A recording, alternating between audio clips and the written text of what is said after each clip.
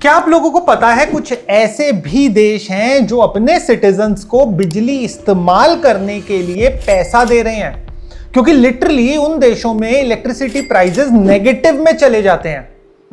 और इस strange phenomena के पीछे एक ही कारण है और वो है सोलर एनर्जी। सोलर एनर्जी से पूरी सिविलाइजेशन की बिजली मुफ्त हो उससे पहले आप एक छोटा सा काम तो कर ही सकते हो। आप अपने घर के लिए ल्यूमन सिटी की BIS सर्टिफाइड लाइट्स मंगवा सकते हो।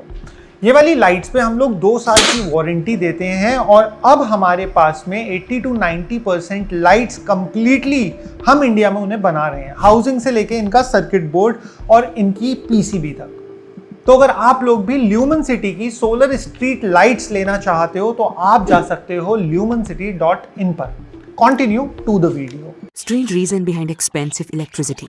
तो पिछले कई दशकों से इलेक्ट्रिसिटी एक सबसे महंगा रिसोर्स रहा है जो कि ह्यूमैनिटी ने बनाया। अब इसके पीछे रीजन क्या है कि जब कभी भी आप अपने घर का एक बल्ब ऑन करते हो तो उस बल्ब ऑन करने के पीछे एक मैसिव इंफ्रास्ट्रक्चर बिल्ट होता है। या तो वो ऑयल पे बेस होगा या फिर वो कोल पे बेस होगा, न्यूक्लियर पावर प्लांट होगा, किसी भी चीज पे बेस हो सकता है। और उसके बाद में आता है आपका ट्रांसमिशन लाइंस का पूरा जंगल। और इलेक्ट्रिसिटी कोई खाने और पानी की तरह नहीं है जिसको स्टोर करके आप इजीली रख सकते हो। जब एक पावर प्लांट काम करता है तो वो कॉन्टिन्यूसली काम करता है और उस इलेक्ट्रिसिटी को कॉन्टिन्यूसली लोगों के घरों तक सप्लाई किया जाता है। इस बीच में कोई भी स्टोरेज इन्वॉल्व नहीं होती है, तो जिसका मतलब है कि पावर प्लांट्स को उतनी ही बिजली बनानी होगी जितने की लोग बाग कंज्यूम कर रहे हैं। अगर ज्यादा बिजली बनाई तो ग्रिड में इनस्टेबिलिटी आ जाएगी और अगर कम बिजली बनाई तो ब्लैकआउट्स होने का खतरा है। और यही एक सबसे बड़ा कारण है कि इलेक्ट्रिसिटी इतनी महंगी है, क्योंकि इलेक्ट्रिसिटी को कंट्रोल करना बहुत मुश्किल है। मगर अब धीरे धीरे चीजें बदल रही हैं। The Great Solar Cost Crash. 1970 में 1 वॉट सोलर पैनल की कीमत थी $96, जो 1970 के 750 रुपए होते हैं। और 1970 वही टाइम था जब एक अच्छे खासे मिडिल क्लास आदमी की सैलरी 200 से 500 रुपए होती थी और 3 रुपए में तो महज आपको एक डेली वेज वर्कर मिल जाता था। और अगर हम आज की बात करें तो आज 1 वॉट सोलर पैनल की कीमत केवल 14 से 16 रुपए रह गई है। ये ह्यूमन हिस्ट्री का सबसे बड़ा कॉस्ट कोलैप्स है और पिछले 1 डेकेड में ही सोलर पैनल्स की कीमत में 80% गिरावट आई है। और इसके पीछे काम कर रहा है स्वानसन्स लॉ।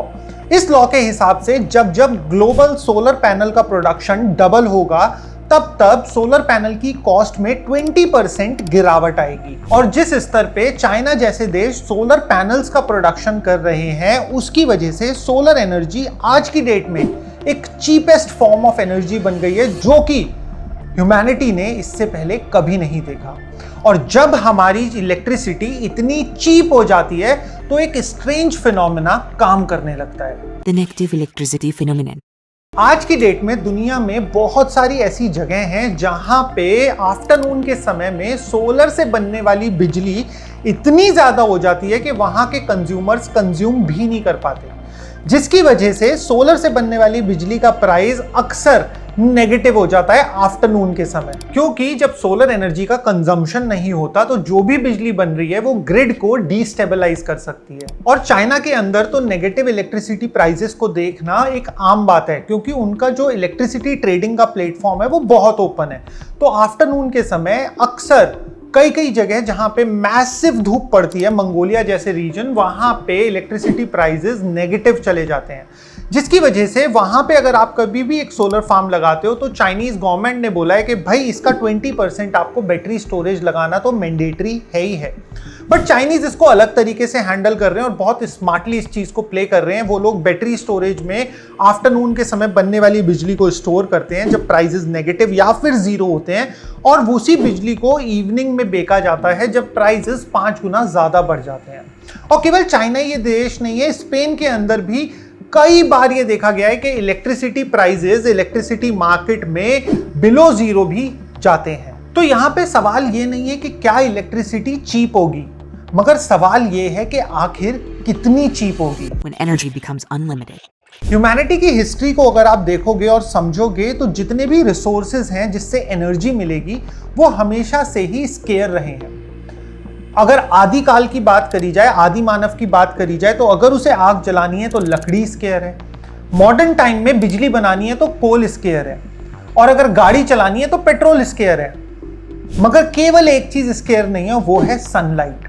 क्या आप लोगों को पता है, एक इंटरेस्टिंग फैक्ट बताता हूं कि केवल 1 घंटे में जो सूरज से एनर्जी धरती पर आती है, इतनी एनर्जी पूरी धरती 1 साल में भी कंज्यूम नहीं करती।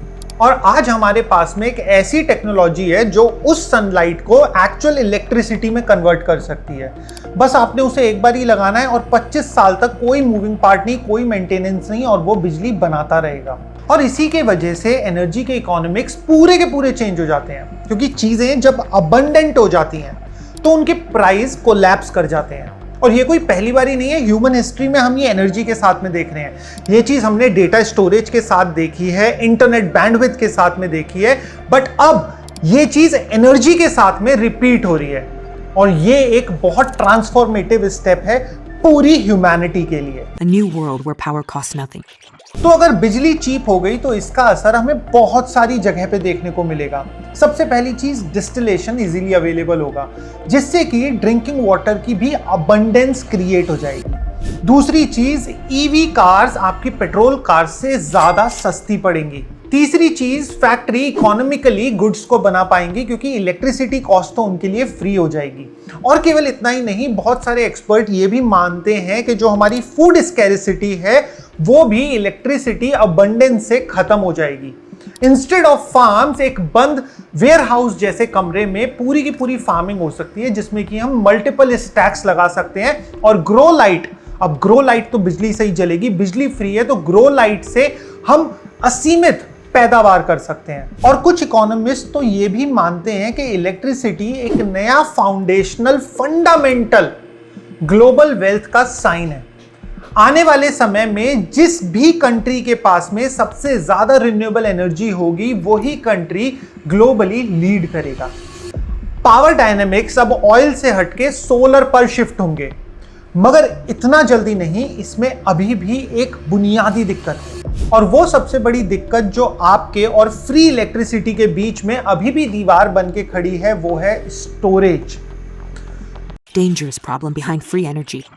जी हाँ, ह्यूमैनिटी स्टार्टिंग से स्टोरेज में स्ट्रगल करते हुए आ रहा है, बट वो स्ट्रगल अब और भी ज्यादा इंटेंसिफाई हो गया है, क्योंकि बिना स्टोरेज के सोलर से बनने वाली इलेक्ट्रिसिटी बहुत ज्यादा वेस्ट चली जाती है, और जिसकी वजह से सोलर के प्राइस नेगेटिव हो जाते हैं। और इसी मैसिव आफ्टरनून प्रोडक्शन की वजह से तो बहुत सारी कंट्रीज की ग्रिड तक स्ट्रगल कर रही हैं। तो आने वाले समय में जो भी कंट्री बैटरी स्टोरेज की प्रॉब्लम को सॉल्व करेगी, अब इस चीज को समझने के 2 नजरिए हैं। पहली चीज तो हमारे पास ऑलरेडी लिथियम बैटरीज हैं, बट वो लिथियम बैटरीज भी काफी नहीं है ग्रिड लेवल स्टोरेज के लिए।